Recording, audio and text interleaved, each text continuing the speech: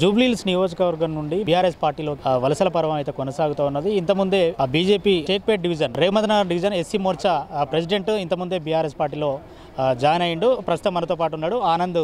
అన్న, ఎందుకు బీజేపీ పార్టీని వీడాల్సి వచ్చింది? బీఆర్ఎస్ పార్టీలో ఎందుకు చేరాల్సి వచ్చింది?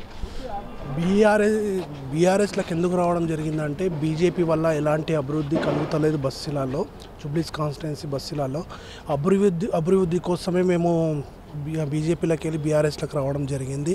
బీఆర్ఎస్ వల్లనే బస్సుల పేద ప్రజలకు మంచి జరుగుతుందనే నమ్మకంతో అభివృద్ధి జరుగుతుంది. ఇంకా ఏమన్నా ఫ్యూచర్లో కూడా బీఆర్ఎస్ తోటి ముందుకెళ్దామని ఆ ఉద్దేశంతో బీఆర్ఎస్లోకి రావడం జరిగింది. అంటే ప్రభుత్వం ఇప్పుడు కాంగ్రెస్ ఉంది కదా, కాంగ్రెస్ను విడిచి ఎందుకు బీఆర్ఎస్ పార్టీలో చేరారు? కాంగ్రెస్ ఇంకా 3 సంవత్సరాలే ఉందన్న. 3 సంవత్సరాల తర్వాత కాంగ్రెస్ ఇక్కడ కనుమరుగైపోతుంది. కాంగ్రెస్ కనబడదు.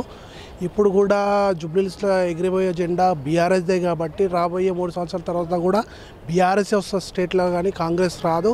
కాంగ్రెస్ మీద జనాలకు, పేద జనాలకు అందరికీ నమ్మకం కోల్పోయారంతా.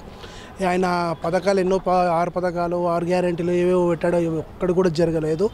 ముసలాలు కూడా తిట్టనోళ్ళు లేరు. అతను రేవంత్ రెడ్డి గారిని పింఛన్లు కూడా ఎవరికి సక్రమంగా అందడం లేదు. కాబట్టి కంపల్సరీ తెలంగాణలో కూడా బీఆర్ఎస్ఏ ఎగరబోతుంది జెండా. కాంగ్రెస్ అనేది కనుమరుగైపోతుంది. రేవంత్ రెడ్డి మళ్ళీ ఆయన ఎక్కడైనా చూసుకోవాల్సి వస్తుంది. అంటే 3 సార్లు అక్కడ బీఆర్ఎస్ పార్టీ గెలిచింది, అయినా కూడా అభివృద్ధి అనేది ఏం జరగలేదు అని చెప్పేసి మాట్లాడుతున్నారు కదా. ఏం జరగలేదని కొంతమంది కాంగ్రెస్ వాళ్ళకు ఇతర పార్టీ వాళ్ళు చెప్పడమే తప్ప సామాన్య పబ్లిక్ ఎవ్వరు చెప్పలేదు.